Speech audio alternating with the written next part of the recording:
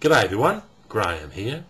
This is a response to Angry Aussie on his 666th video.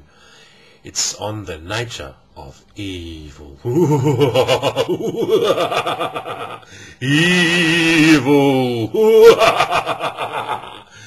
Evil. Well, of course I'm good and sweet and all of those sort of things, right? That's right.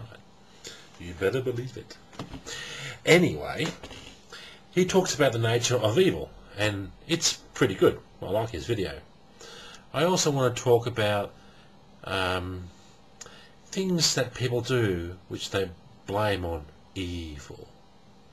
Now let's say someone brutally murders someone. You see it in the news quite often.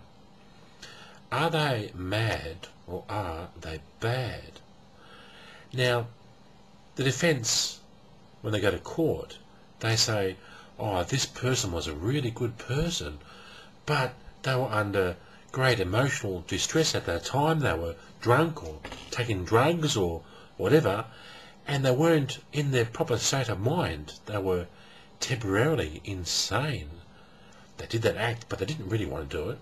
It wasn't their fault. They're actually a good person. So, was the person being bad or mad? I believe that the person was being bad.